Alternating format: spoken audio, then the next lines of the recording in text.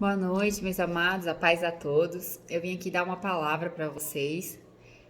Em Isaías 58:1 diz: O Senhor Deus diz: grite com toda a força, sem parar, grite alto, como se fosse uma trombeta.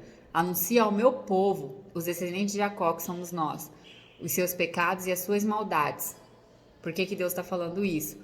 Para a gente reconhecer as nossas falhas, pecados que são muitos, mas anunciar em alta voz para Deus, se arrepender verdadeiramente de coração das nossas maldades, iniquidades, dos nossos pecados, para que Deus se volte para nós, a ouvir as nossas orações, a realmente o sangue de Jesus ser desatado em nós, porque o sangue desatado vai ser só no povo de Deus. Quem são os povos? Aqueles que obedecem, que temem a Deus, que seguem seus mandamentos. Então não adianta a pessoa clamar o sangue de Jesus para si, mas ela está no pecado. É inútil. Não surte efeito, né? Então é isso que eu vim dar um alerta para vocês, de se arrependerem dos seus pecados. Quem tem mágoa, perdoe. Quem tem um rancor com alguém, vá lá, peça perdão, se redime. Esses momentos, Deus está permitindo acontecer tudo isso. É profético. São profecias que Jesus já disse que aconteceria. Que antes dele voltar, ele falou que aconteceria no mundo. Pragas, essas coisas que estão acontecendo, né? E tudo indica a vinda de Jesus, a vinda do noivo. Então, é inevitável. A gente não pode clamar a Deus, Deus, que não aconteça tal coisa, mas é a ira de Deus. Ela, assim, quando a ira de Deus se desata na terra, existe o cálice, que até no Apocalipse fala das taças, mas o cálice, quando ele está cheio do pecado da humanidade, desata a ira de Deus. Claro, Deus é amor, mas acima de tudo é justiça, como eu já falei, eu sempre prego isso há anos. Quem me acompanha, quem sempre vê meus vídeos, sempre sabe, né, que eu exorto. Deus é justiça, então cada um vai colher o que plantou. Deus não é injusto com ninguém.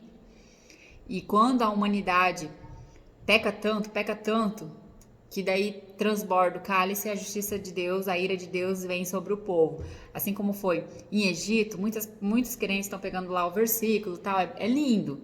Fala, fiquem nas suas tendas, que a ira de Deus não vai vir sobre vocês serão protegidos. Sim, vou abrir um aspas. O povo do Egito pereceu, os que estavam em pecado. O povo pecador do Egito, né, os faraós. Os filhos, os primogênitos morreram. Quem foi protegido? O povo de Deus. Claro, a gente não é israelita, mas hoje o povo de Deus é aquele que teme, aquele a quem aceita Jesus como seu Salvador e obedece seus mandamentos. E o povo do Egito, que pagou, assim como está acontecendo com esse coronavírus, depois que passar todo esse caos, a gente vai ver quem era crente e quem não era, quem vai estar de pé e quem vai estar caído. Porque muitos crentes vão entrar em desespero, o vírus vai se alastrar. É profecia, é inevitável. Eu não posso falar, não, vai acabar tudo. Não tem como. Até Deus instituiu os médicos, cientistas, todos, deu sabedoria e inteligência para eles prever, ter precauções adequadas e saber o que vai acontecer sobre o povo, se vai aumentar, diminuir o índice e tal.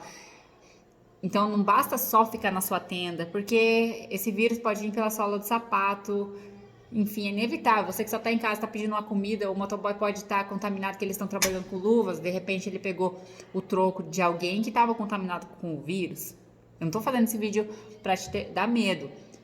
Ao contrário, eu quero te dar paz, mas eu quero te passar essa palavra, para você se arrepender dos seus pecados. Porque é triste, eu choro vendo pessoas zombando de Deus. Falando, esses crente idiota, crente trouxa, é tudo otário, quem que é amigo de crente, fica falando de profecia, de que o mundo vai acabar, apocalipse, eles estão levando tudo na brincadeira. E esse livro foi escrito há milhões de anos atrás, e Jesus veio há 2000 anos atrás. E ele falou dessas profecias que iriam acontecer, então é inevitável. A nossa parte eu vou deixar uma palavra aqui para vocês, que é o que a gente tem que fazer. Mas é inevitável a ira de Deus sobrevir sobre o povo, porque é tantos pecados, que está transbordando a justiça e ira de Deus. Como foi em Noé. Noé avisou, a salvação era para todos. Noé falou, quem quiser ser salvo, tem que se preparar, vai vir um grande dilúvio. Todo mundo zombava de Noé. Você é louco, não vai acontecer nada, a humanidade não vai acabar. Ninguém deu ouvido, assim como hoje em dia ninguém está dando ouvido para os cristãos que estão anunciando o Apocalipse, a volta de Jesus, as profecias, o que está por vir. O profeta sempre avisa o que está por vir. Prepara o povo. E Deus não quer que ninguém venha a ser condenado. Deus quer salvar todos, senão ele não teria enviado seu filho unigênito para morrer por nós. Você daria seu filho para morrer por um pecador? Creio que não.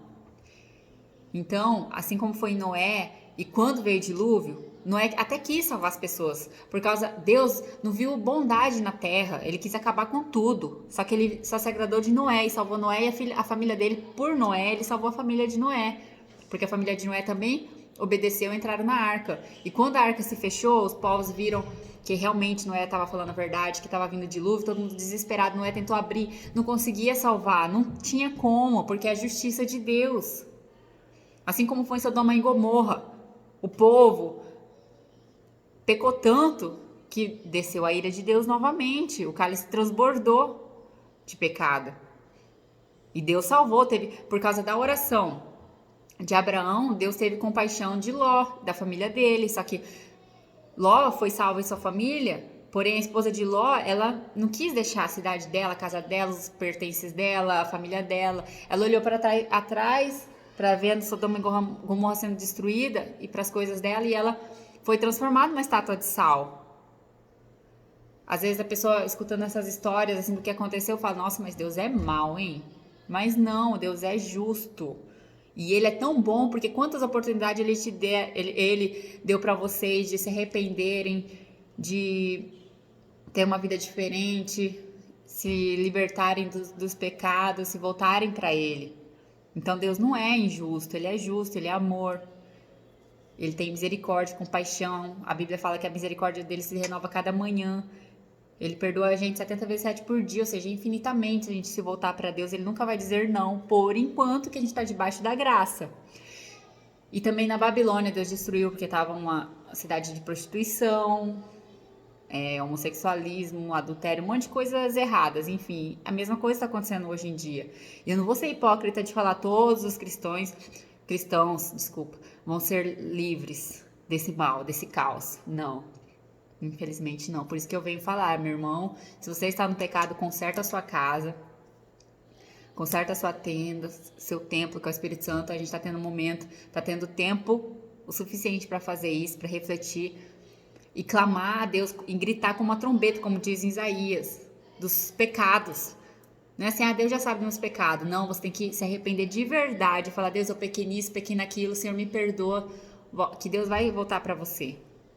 Se volte para ele, que ele jamais vai negar. Deus não é ruim, Deus é amor. E eu vim ler 2 Crônicas 7,14, que é uma passagem que todo mundo conhece até de cor, né? E se meu povo, que se chama pelo meu nome, se humilhar e orar e buscar a minha face e se converter dos seus maus caminhos, então eu os ouvirei dos céus e perdoarei os seus pecados e sararei a sua terra.